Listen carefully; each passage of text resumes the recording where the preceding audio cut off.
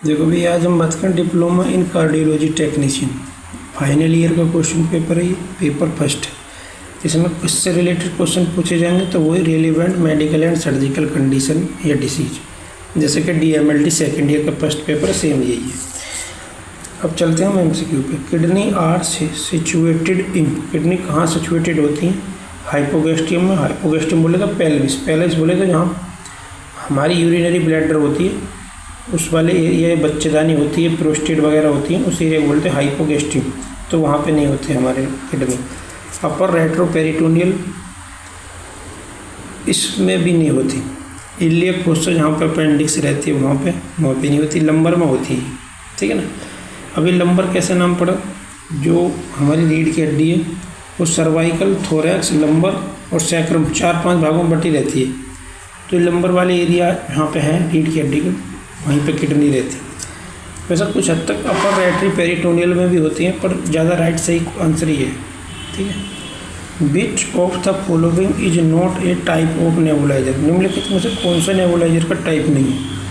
तो एक तरीके से देखते हैं यार, ये सारे जो है नेबुलाइजर के टाइप है, चाहे जेट नेबुलाइजर हो, अल्ट्रासोनिक नेबुलाइजर हो, वाइब्रेटिंग मैश नेबुलाइजर हो, इंफ्रारेड मैश नेबुलाइजर हो।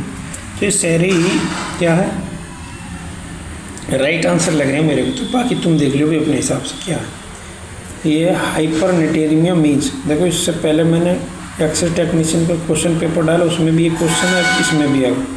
Rate sodium level in blood, rate calcium level in blood, rate potassium level in blood, low potassium level in blood. तो सब जानते हैं सोडियम का level बढ़ जाता है तो हाइपरनेटेरिमिया बोलते हैं, उसमें हाइप होता है, इसमें हाइपर है, ठीक है।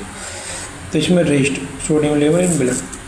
रक्त में CO2 के स्तर में वृद्धि को कहा जाता है हाइपरकैप्निया, हाइपोक्सिया, और आगे है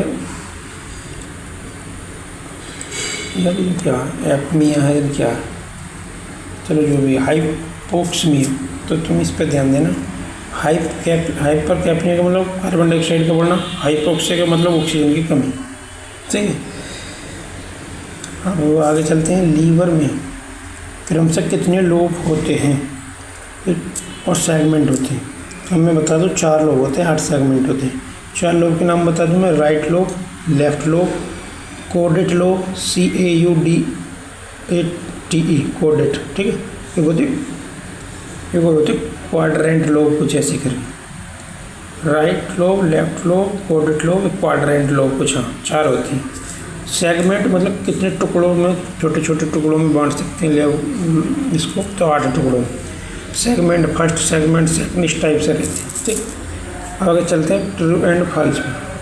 केंद्रीय cyanosis is seen at tongue and lips, जो केंद्रीय साइनोसिस है वो लिप्स और टंग में दिखाई देती है, तो ये सही बात है। साइनोसिस को मैं मतलब बता दूँ तुम्हें, ये वैसे छोटे बच्चों में ज़्यादातर दिखती है बीमारी, किसी के लिप्स और जीभ जो है ना नीले पड़ जाते हैं इसमें, ठीक है ना, तो इसको साइनोसिस बोलते हैं। उच्च बेगल टोन हृदय गति बढ़ा सकती है, तो ये गलत बात है। उच्च बेगल टोन हृदय गति नहीं बढ़ाती।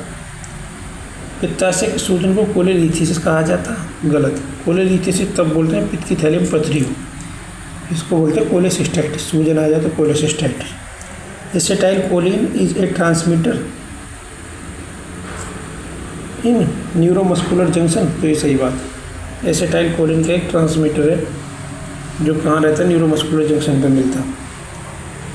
ये bisferiens pulse is found in aortic regurgitation, तो ये ट्रू। बिस्फेरिन्स पल्स जो कहाँ पे पाई जाती है, एरोटिक रेगुर्जिटेशन में पाई जाती है। एरोटिक रेगुर्जिटेशन का मतलब ये बीमारी है महाधमनी में, ठीक है। फिल इन द ब्लैंक्स में देखो तो ये क्या है,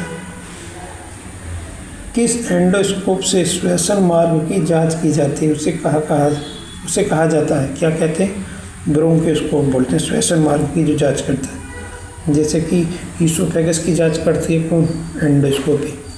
और बड़ी आंत की कौन जांच करती है, कोलन की मतलब कौन जांच करती है, कोलोनोस्कोप की मशीन रहती है।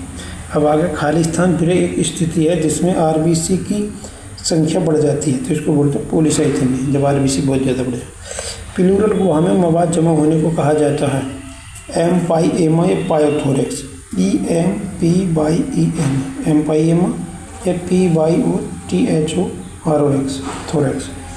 फिर खालिस्तान है दवा हेपेरिन की एंटागोनिस्ट का एक उदाहरण है, मतलब कौन सी दवा ऐसी जो हेपेरिन की एंटागोनिस्ट का काम करती है, तो यह protamine sulphate heparin, protamine sulphate heparin.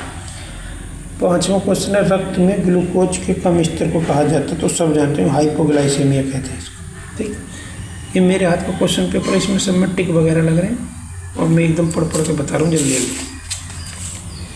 Short question में BPH benign prostatic hyperplasia, head injury, AIDS, hypotension और its management, infusion pump and IV fluid, injection type. ऊपर के 4 क्वेश्चन तो DMLT सेम है, 2 बस अलग है, ठीक है ना। DMLT के पेपर में भी है, फर्स्ट पेपर। अब आगे चलते हैं लॉन्ग क्वेश्चन पर, इनमें से 4 करने, इनमें से 4 करने। लॉन्ग क्वेश्चन में चलते हैं explain bleeding disorder in detail. Bleeding disorder के बारे में बताना डिटेल में, इसको बोलते हैं रक्तस्राव संबंधी विकार। तपेदिक या क्षय रोग या TB को विस्तार से समझाओ। यूरोलिथिसिस का है, उसके बाद मतलब इसके लक्षण प्रबंधन को बताओ। यूरोलिथिसिस होता है यूरिनरी ब्लैडर में स्टोन हो तो उसको बोलते हैं यूरोलिथिसिस, और किडनी में स्टोन हो तो उसको बोलते हैं नेफ्रोलिथिसिस। पर तुम जब इस क्वेश्चन को करो तो तुम लिख देना किडनी में, यूरेटर में या यूरिनरी ब्लैडर में कहीं पे भी हो उसको यूरोलिथिसिस बोलते हैं, ऐसे लिख देना। ठीक, स्पेशली बोले तो यूरिनरी ब्लैडर को यूरोलिथिसिस बोलते हैं। आगे 5.4 पे हेपेटाइटिस को परिभाषित करो। इसकी परिभाषा क्या होता है, लीवर में इन्फ्लामेशन हो जाए तो वायरस की वजह से उसको बोलते हैं हेपेटाइटिस। अभी ABCDE कई टाइप के वायरस की वजह से हेपेटाइटिस हो सकता है। ऐसे तो कोई शराब वगैरह पीते हैं उसकी वजह से भी हो जाती है, लीवर की जो सेल है उस पर इन्फ्लामेशन हो सकता है, पर उसको हम हेपेटाइटिस नहीं कह सकते। ठीक है, जब वायरस की वजह से होगा तो उसको बोलेंगे हेपेटाइटिस। ऐसा तो हेपा का मतलब लीवर और टाइटिस का मतलब इन्फ्लामेशन, मतलब लीवर की सेल में इन्फ्लामेशन। अब यहाँ पे जो बात कर रहे हैं वायरस की वजह से जो हेपेटाइटिस हो जाती है उसके बारे में बात कर रहे हैं। ठीक है, इसकी रोकथाम कैसे करेंगे, तो वैक्सीन लगवाओ सब अपने अपने, ठीक है, और दवाई लो। इसके प्रकार बता रहा हूँ ABCDE जो भी है। हाइपर और हाइपोथायराइडिज्म को डिटेल में समझाओ। थायराइड ग्लैंड कम हार्मोन बना रही है और ज़्यादा काम कर रही है, उसके बारे में बताना। उसके हार्मोन्स T3 T4 के बारे में डिटेल में लिख देना। ब्रोंकियल अस्थमा और COPD को समझें, फेफड़ों की बीमारी। COPD की फुल फॉर्म में लिख दें क्रोनिक ऑब्स्ट्रक्टिव पल्मोनरी डिसीज, इसकी फुल फॉर्म भी पूछ लेते। ठीक, लोड देख लो, ठीक, लोड देख लोगे। अब वीडियो बंद करते हैं, ठीक है।